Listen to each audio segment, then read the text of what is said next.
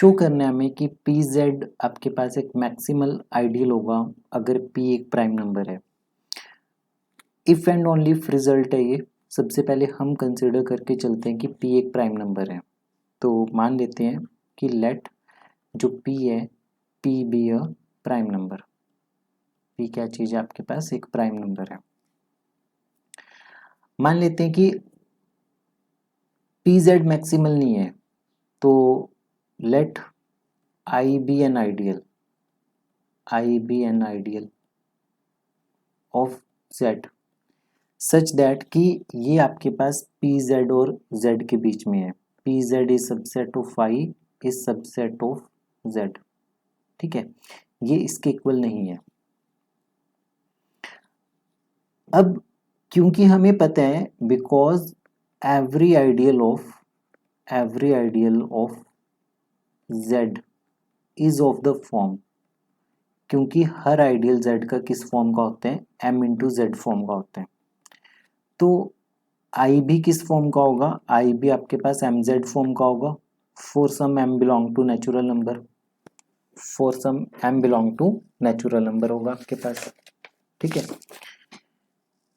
तो इसका मतलब क्या हो गया, इसका मतलब हो गया कि P belong to P Z is subset of I, I equal to M Z. मतलब P बिलोंग कर गया आपके पास एम जेड से, मतलब कि P किसके इक्वल होगा, m इंटू एन फॉर्म का होगा। मतलब कि m डिवाइड कर देगा P को, पर P तो प्राइम नंबर है, तो इसका मतलब m को या तो 1 होना पड़ेगा या फिर m को क्या होना पड़ेगा, P होना पड़ेगा। ठीक है, अगर m P के इक्वल नहीं आए तो आपके पास m 1 के बराबर होगा। m अगर 1 के बराबर आ गया तो आपके पास ये i z के बराबर आ जाएगा। इसका मतलब आपके पास i हो जाएगा z के बराबर।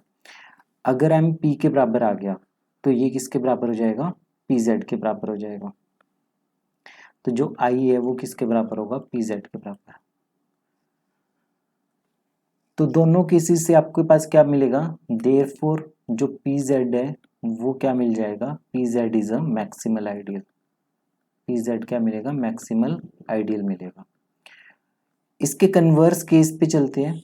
कन्वर्स केस में हमारे पास क्या चीज़ दी हुई है, कन्वर्स केस में हमारे पास है कि जो pz है वो एक मैक्सिमल आइडियल है z का, मैक्सिमल आइडियल ऑफ z है। शो क्या करना है कि जो p है वो प्राइम नंबर है, हमें ये शो करना है कि p प्राइम नंबर है। तो लेट से कि p is not a prime number, p is not a prime number, p prime number नहीं है। तो p को हम कैसे लिख सकते हैं,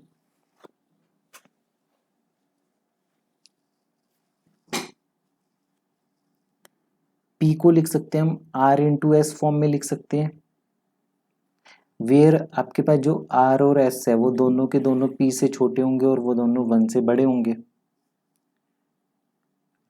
अब मान लो एक आइडियल j कंसिडर कर लो, j को हमने किसके इक्वल लिखा, r इंटू जेड के बराबर।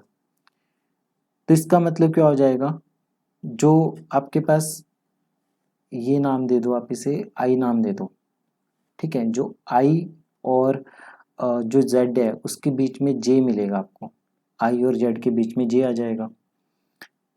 क्योंकि ये वाला जो आइडियल था ये मैक्सिमल था, तो i को या तो j के इक्वल होना पड़ेगा या फिर j को जो होना पड़ेगा वो z के इक्वल होना पड़ेगा।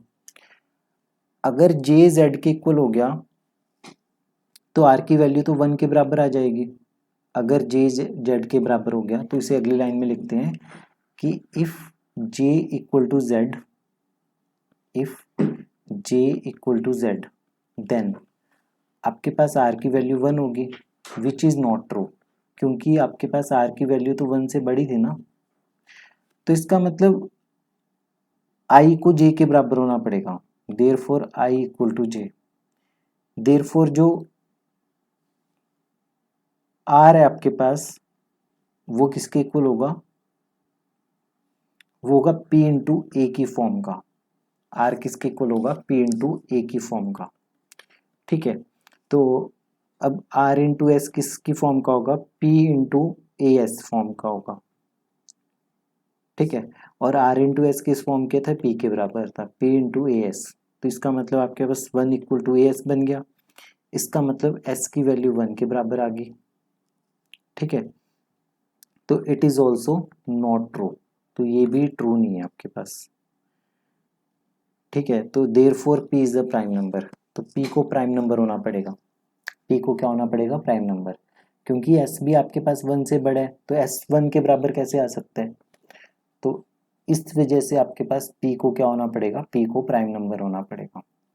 हम क्या लेके चले, कंपोजिट नंबर लेके चले, दोनों 1 से बड़े थे, हमने इन दोनों के बीच में आई और जेड के बीच में एक आइडियल जे कंसीडर कर लिया, या ये आइडियल आई के बराबर होगा या ये आइडियल जेड के बराबर होगा। अगर z के बराबर हो गया तो आपके पास r1 आ जाएगा, अगर i j के इक्वल आ गया तो आपके पास s1 आ जाएगा, और ये दोनों ही चीज़ें गलत हैं, तो इसका मतलब कि p को प्राइम नंबर होना होगा।